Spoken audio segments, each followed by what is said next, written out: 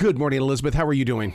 Great. Good morning. Man, what a brilliant place that your book is being planted, because we are in this age where everybody wants to be in, where they can have, the ranch table. They because it's not all about going out and eating at restaurants anymore. It's about, I want something to do at home because there's an art to it.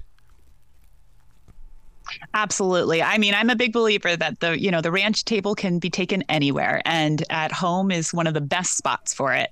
And with this cookbook, my hope is really that gets people together, and not that it's a simple meals. I am not a professionally trained chef. I am just a person who loves to cook and really loves to have fun with that. And so for me, this has been a really fun time getting this book together, and hopefully will really inspire people to get in the kitchen. I wish I had this book during the lockdown, and the reason being is because that's when I discovered the kitchen. I mean, it was always there, but now when I go in there and I really do prepare for dinner and things like that, and even my lunches, it's a completely different ball game, because I know how much salt I'm putting in. I know what I'm going to do, the different proteins, and you play smarter is what you do when you do it yourself.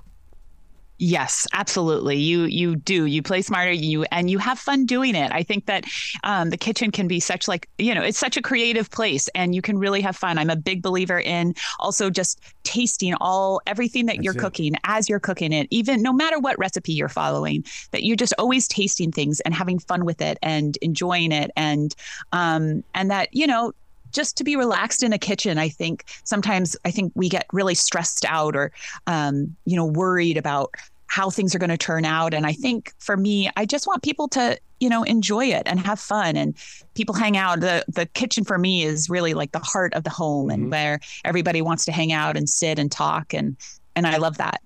And, I don't mind making the mistakes over there in the kitchen. And the reason why is because I'm going to work my way through it. I'm going to say, okay, so right now it's got kind of a bitter taste to it. Figure it out, dude. Figure it out. And let's make this a little bit better than what it is right now. Yes, absolutely. I love that. I mean, I think it's just all those creative, juices going into that food. I think that that's awesome. I think to be able to, really just cook your own meals at home. And my hope with the book is that these are simple ingredients, simple recipes. My family, we have a cattle ranch out in California. I'm always inspired by the seasons. I'm inspired by food, but these recipes are just, in simple ingredients that you can get anywhere at any time of the year. And you can just really enjoy good meals at home. Oh, you just said one of my favorite words, the cattle ranch. I grew up in Montana, and my family had a ranch down in Ranchester, Wyoming. And walking through that cattle field, oh my God, I would have the greatest solitude moments just sitting there listening to them, and to watch how they just, they've got a pace about them that is just slower than life. And I love it. Yeah. I do too. I love it. I grew up on the ranch, and I went away for a while, and I came back, and I just am so happy that I've really, it's my home. Do you find that, growing up on that ranch, the disciplines that you had growing up help you out in your life today? Because getting up at 4 o'clock in the morning to get that hay to those cattle, that, as a kid, that was something to complain about. But as an adult, I'm going, thank God I did that. Absolutely. Yes. I have 2 boys, and there's definitely some complaining. I'm not going to lie. But yeah, absolutely. I think being able to have that commitment and to be able to, really that the animals always come first. Animals always eat before us. And, it just is, these are things that we just kind of things we live by on the ranch. And it's just a really important way to grow up. And I've really been, I feel very grateful that I was able to grow up on the ranch that way, and that I'm able to raise my kids that way. Just the title alone brings back so many memories, and I hope it does for other listeners as well. When you see or even think about the ranch table, because I know what my Aunt Peggy used to prepare for breakfast, for lunch, and for dinner. But the thing that was always together was family. We didn't eat dinner in different rooms. It was always around that table. Yes, absolutely. Yeah. Just being able to really gather people together, even if it's just once a day, let it be around a meal. I'm a big believer that everything can be fixed with any problem can be fixed with a really good meal. And especially if we're all sitting together around a table, hearing about people's days, what's going on, and just everything. It's just a way to connect. And I think it's food is a way that people connect all over the world. And it's just also a really important thing to start small in your own home, just to be able to connect in your own home, I think is so important. Oh my God, you talk about the world. Not too far from here is this global grocery store. I mean, it's got everything from every country. And to slowly walk through there, not knowing anything about the food, you write it down, you go research it, then you go back, and then you try to cook it the way that they would in that country. Wow, that is so much fun. I love doing that. I love being able to have fun in the kitchen and really be able to try new things and different things. How awesome to have that so close to you. Yeah, it's just one of those things, because once you're starting to create in the kitchen and you're not just opening up a can of soup, all of a sudden you start looking beyond where normal people are.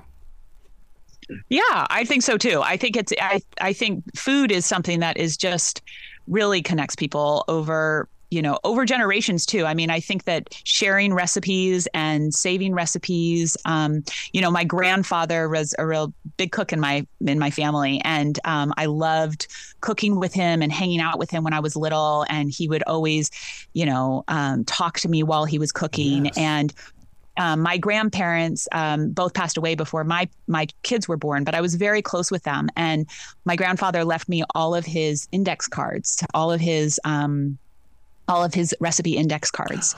And I am able to make the food that he loved, all of his favorites. And it's something that some of them I have in the book. And in a way, it's a way that my kids can still know their great grandfather just a little bit, that they still have that connection with him.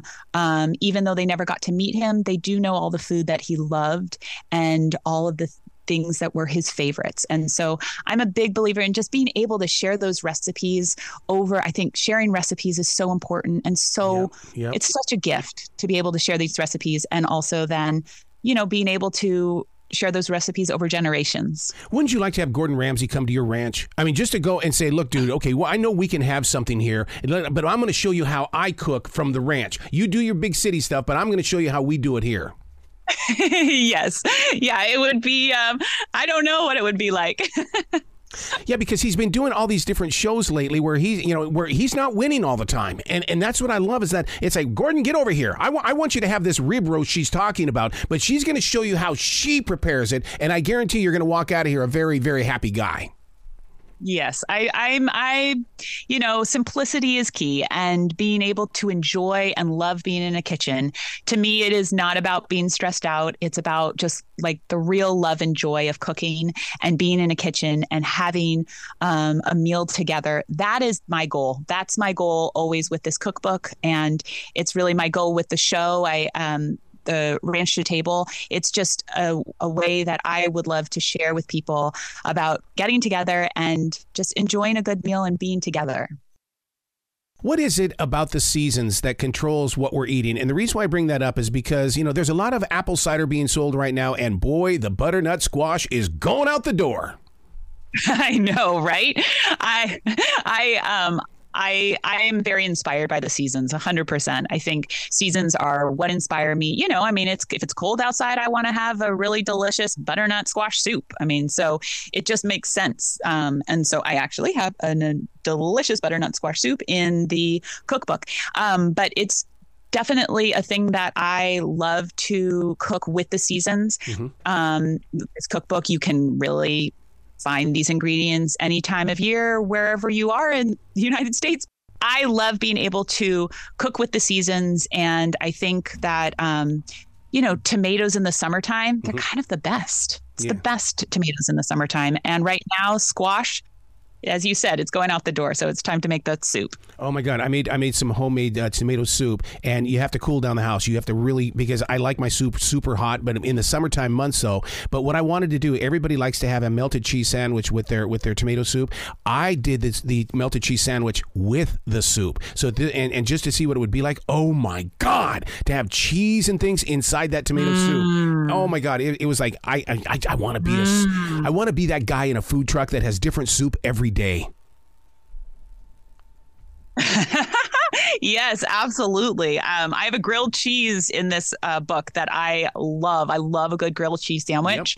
And I mix a handful of different cheeses together and put them in. And man, oh man, I love it so much. Is it a connection to our childhood? Because when we're talking about butternut squash soup and tomato soup and grilled cheese sandwiches, is it that connection to that child we once were? I think so. I think that it's really I think food, yeah, I think that it's food can food and smells and Yeah. tastes, all of these things can bring back so many memories. And I think that all of us have these memories when we were kids about different meals. And most of the best meals I find that I remember in my childhood, or I remember that it wasn't fancy. It wasn't about things being fancy or polite or perfect. It was really kind of almost off chance. Those have been my favorite meals that I remember, and those are the tastes that I remember. And so when I'm cooking and I get those tastes, that's what I'm looking for. And I think we all are kind of, we're all looking for that. We're all looking for those memories. Man, you talk about the smells. I know every time that I touch an egg, I have a flashback to collecting the eggs in the hen house when I was a kid, and you never forget that smell. And when you would go in there and that dust or whatever it was that was inside that hen house, and then I had to learn how to talk to the chickens because I had to reach underneath the chickens to get those eggs. So they needed to trust you, huh? Yes. Speaking of chickens, man, you have fried chicken drizzled with honey. Now, are you using spicy honey like Mike's Hot Honey, or what are you doing? I actually use this. I use honey. We have honey on the ranch. And so I've used the honey that we have. But I think any honey that, is local, local to you, or just any real honey that you love, that sweetness with the saltiness is so good. The chicken is also brined in a lemon, and it has this kind of lemony flavor, and then has this double dip of just deliciousness. So it has a really yummy crunch to it, and then drizzled in honey. It's so good. Wow. We have a beef farmer about maybe I don't know, maybe half a mile from here, and I love talking with him because he'll go, those flowers in your front yard, you're welcome. And he goes, he's so proud of his bees. Yes, absolutely. Yeah, he's like, you can thank me later. Yeah. Yes, absolutely. Bees do such amazing things. We have all of these bee boxes all around the ranch, and they are amazing. We have them in our orchards and really everywhere. We have all these wildflowers on the ranch, so it's great to have bees. You were talking about your grandfather and how you spent a lot of time with them. I remember with my grandfather in Wyoming, he was so in love with the land that when we would go out there and pick out the potatoes and grab the carrots and things like that, he would say, "Eat it now." And I would go, "But there's dirt on it." "No, eat it now. Get it and remember it, where it came from, and carry it with you." Do you guys do that as well? Absolutely. Yes. Little dirt doesn't hurt. Right. And I think sometimes that's the best, picking a tomato and eating tomato right off the vine. I mean, that is just memories that you want to give kids, right? I mean, these are the tastes, and that it's even been warmed a little bit by the sun. It's just like, oh my goodness, so good. Apricots off the tree. These are all, digging for potatoes is one of my kids' favorite things to do. I don't make them eat it right out of the ground, but digging for them, it feels like Easter. Just like digging out, your own potatoes is just great. Oh yeah, and having the right shovel. You have to have a potato shovel, and it's like, I didn't know what that was when I was a kid, but man, these days, heck yeah. Yeah, super fun, really fun. I mean, any way that we can get kids more involved in food and cooking, and I just think that it's really the way to go. I find that even if you have a small place and you just put a little herb pot, by your window. I think that any sort of connection that kids can have, and adults too, I think adults are looking for it as well, but that connection with the food will just taste better. It's just more, it just feels more rounded and, full circle. And so I love being able to kind of hopefully the cookbook, I'm hopefully that it shares that love and that connection and getting people together. Making that apple pie, and you say that it's a spiced honey. What kind of a spice are you putting in that honey? Oh, that one is not a spiced honey, but it's a little bit of spice because I put a ginger. It's a ginger crust. Oh my God, really? Yeah. And so it has this ginger crust, so it's like flaky and like melts in your mouth sort of crust. I love this crust for a pie. Oh my goodness, this is one of my favorites. And then I pour over all of this honey right onto the apples before I bake it.